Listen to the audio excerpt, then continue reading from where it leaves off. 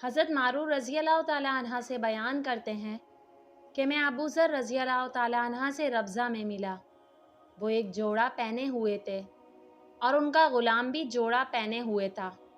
میں نے اس کا سبب دریافت کیا تو کہنے لگے کہ میں نے ایک شخص یعنی غلام کو برا بلا کہا تھا اور اس کی ماں کی غیرت دلائی یعنی گالی دی، تو رسول اللہ صلی اللہ علیہ وآلہ وسلم نے یہ معلوم کر کے مجھ سے فرمایا، اے ابو ذر، تو نے اسے ماں کے نام سے غیرت دلائی، بے شک تجھ میں ابھی کچھ زمانہ جاہلیت کا اثر باقی ہے۔ یاد رکھو، ماں تحت لوگ تمہارے بھائی ہیں۔ اللہ نے اپنی کسی مصلحت کی بنا پر انہیں تمہارے قبضے میں دے رکھا ہے، تو جس کے ماتحت اس کا بھائی ہو تو اس کو بھی وہی کھلائے جو آپ کھاتا ہے، اور وہی کپڑا اسے پہنائے جو آپ پہنتا ہے، اور ان کو اتنے کام کی تکلیف نہ دو کہ ان کے لیے مشکل ہو جائے، اور اگر کوئی سخت کام ڈالو تو تم خود بھی ان کی مدد کرو۔ رسول اللہ صلی اللہ علیہ وآلہ وسلم نے فرمایا، تم میں سے کوئی شخص ایماندار نہ ہوگا جب تک اپنے بھائی کے لیے وہ نہ چاہے جو اپنے نفس کے لیے چاہتا ہے۔ حضرت ابو قتادہ رضی اللہ تعالیٰ عنہ سے روایت ہے کہ نبی کریم صلی اللہ علیہ وآلہ وسلم ظہر کی پہلی 2 رکعتوں میں سورۃ الفاتحہ اور ہر رکعت میں ایک ایک سورت پڑھتے تھے، ان میں بھی قرات کرتے تھے، لیکن آخری 2 رکعتیں ہلکی پڑھاتے تھے۔ کبھی کبھی ہم کو بھی کوئی آیت سنا دیا کرتے تھے۔ عصر میں آپ صلی اللہ علیہ وآلہ وسلم سورۃ الفاتحہ اور سورتیں پڑھتے تھے، اس کی بھی پہلی 2 رکعتیں لمبی پڑھتے۔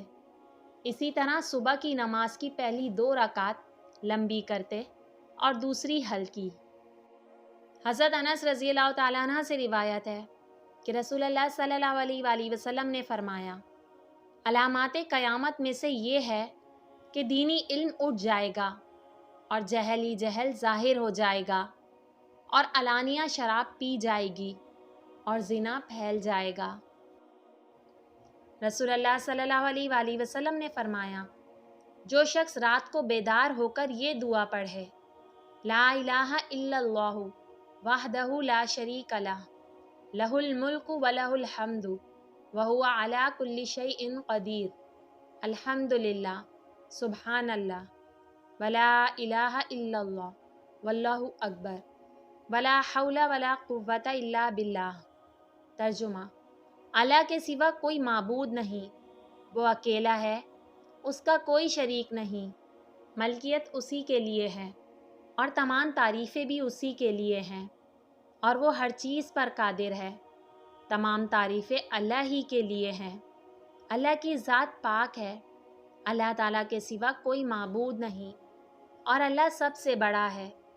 اللہ کی مدد کے بغیر نہ کسی کو گناہوں سے بچنے کی طاقت ہے، نہ نیکی کرنے کی ہمت۔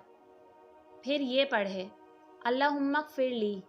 ترجمہ: اے اللہ میری مغفرت فرما، یا یہ کہا کہ کوئی دعا کرے تو اس کی دعا قبول ہوتی ہے۔ پھر اگر اس نے وضو کیا اور نماز پڑھی تو نماز بھی مقبول ہوتی ہے۔